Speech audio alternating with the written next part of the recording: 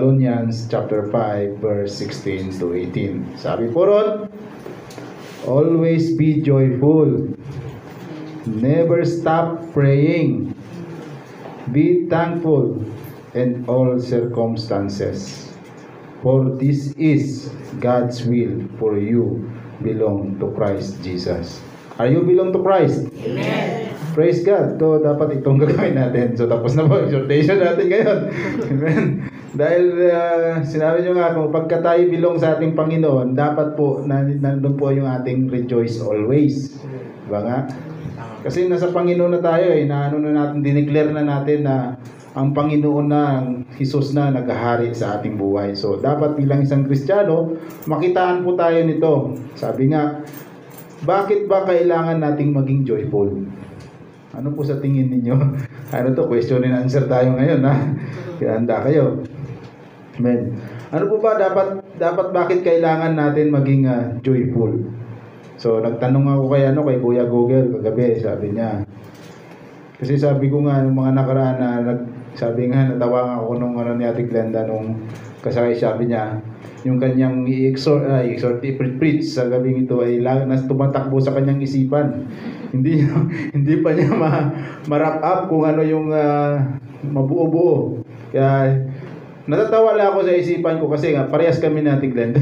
Ang i-exhort ko ngayon is hindi ko pa rin alam kung yun ba talaga o lumatakbo lang sa isipan. So ito nga, dinala po tayo dito sa 1 Thessalonians. Sabi po na Kuya Google, ang joyful daw po, joyful people have less chance of having heart attack. So mayroon palang mayroon palang, amen. So maintain healthier blood pressure. So dapat di kayo high blood. Amen. So sabi din doon, intend to have lower cholesterol. Praise God. For health benefits. Amen. So, sabi niya, lower cholesterol level. So, pwede na mga litid-litid yan. Amen. Boost our immune system. So, praise God sa mga mataas immune system. Mga mga health conscious. Sabi pa rito, fight stress and pain. Amen. Improve our chance of living a longer life. So, ibig sabihin, pagka joyful ka daw, may galak ka lagi sa iyong sarili, ay ito yung mga health benefits mo physically. Amen? Diba? Dapat lagi tayong joyful daw. Kasi sabi dyan ni Apostle Paul, kasi ang nauna nito, mga preceding verse niya is patungkol ito sa rapture. Tapos, ito nga yung advice ni Apostle Paul sa Thessalonians, na laging joyful. So, sabi po ron, how much more kapag may Panginoon tayo. Amen?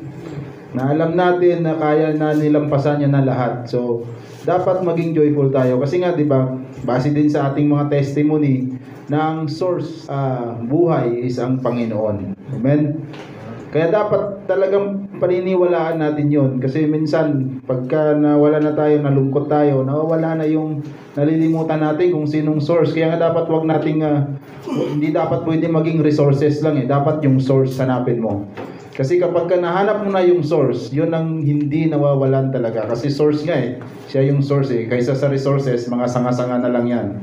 Kaya, ang source, kaya nga kahit sabihin mo yung mga tukhang, hinahanap talaga yung source, kaso hindi nila mahanap. Kasi yun talaga yung umpisa Kaya dapat, yun talaga ang hanapin natin bilang Kristiyano. Sino yung source natin? Siyempre, yung ating Diyos. Amen? Kaya dapat alamin po natin kung sino yung source natin. Kaya ito yung mga ating mga mabibenefit. Sabi nga sa Proverbs 17:22, sabi doon, a joyful heart is a good medicine. So, amen. Kaya nagtugma doon sa kay Kuya Google, ang sabi ng Biblia. Amen. So, but a broken spirit dries up the bones. Amen. Kaya yun pala yun. Kaya kailangan natin ang ating puso magkaroon ng joyful para pati yung ating mga physical na nararamdaman ay synchronize, di ba? magiging ano ba tawag doon? Hindi ko makuha yung term. Basta magkakaisa, parang ganun. Yung lahat ng mga magtugma sila. Amen. Pero kapag kayong ating spirit ay tuyo, kaya yan ang mangyayari sa atin. Pati daw, a broken spirit, kapag kayong spirito natin, pati yung ating buto ay manunuyo. So pag nanuyo na yung buto natin, so babagsak din yung buong katawan natin. Amen? Kasi yun yung isa sa na may katotohanan na sinabi ng Panginoon. So why we need to pray? Ang pangalawa po natin is about sa never stop praying. Amen? So why we need to pray? Okay, tanong na noon. Amen? So kailangan natin mag-pray dahil ang prayer po ay tumutulong sa atin para magkaroon tayo ng relation with God. Amen. Dahil ngayon nga yung sabi nga ni Bro Arnel kanina, okay lang kahit sa bahay naman ako, nagpipray ako. Praise God, kasi talaga yun ang connection natin sa Panginoon. Pero iba din yung nakikipag-fellowship ka sa brother and sister dahil may sabi din sa Biblia na we need to confess na mag-ano tayo ng ating mga burden sa bawat isa. Dahil hindi natin alam na yung kapatid mo nung yun ay nakaranas na ng ganong burden sa buhay natin. So, ma-advisean niya tayo. Amen. Hindi yung iniisip mo kasi parang ako lang yung nakakaranas ng ganitong problema. Wala na. Kaya ibig sabihin, pagka nakausap mo si kapatid, na magkakaroon ka rin ng tawag nun, nakaranas din pala si kapatid, hindi din pala ako, hindi lang ako nag-iisa. So, magkakagaan yung pakiramdam mo. Pero kung ikaw lang yung mag-isa, kaya kailangan natin mag-pray. Kaya sabi po dyan ni Paul, never stop praying. Ang sabi po dyan sa verse 17. Never stop praying. Talagang sinabi, but never stop praying. Sabi doon, pagkapatuloy po tayo na nanalangin, sabi nga doon is, we direct our thoughts toward God. Amen? We lead God into our minds when we pray. Amen? Sabi nga doon, para daw katulad yan ng Ama natin na dinidinig yung ating mga saloobin. Minsan, di ba, pagka yung ating magulang, kailangan natin na magsabi, ma, gusto ko nito, ma, pabili ng ano, ma, pabili pa. Tapos si ma naman, pa, bibili ko si Amen.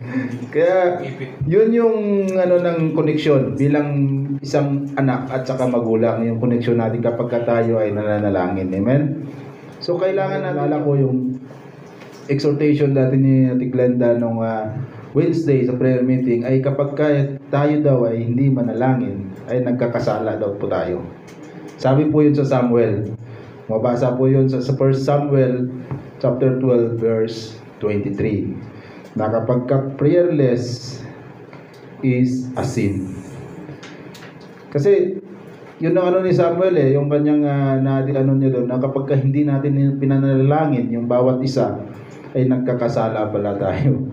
Kaya akala natin ano lang yung sin Kaya yung pala kaya nga sabi dito ni Paul So never stop praying. Kaya ibig sabihin, huwag tayong tumigil.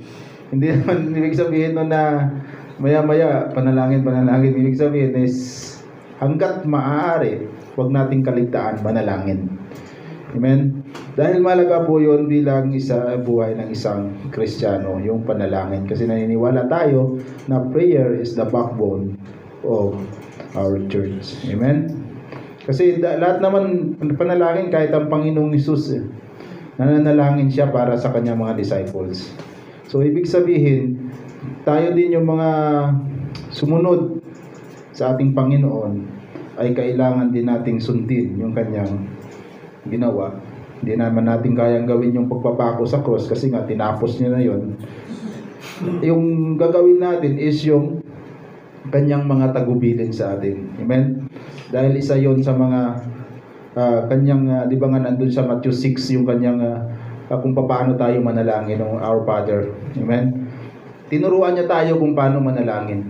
Kaya ang Panginoong Hesus, isa sa the best example sa Biblia na kaya nga siya yung perfect man and perfect, lahat perfect.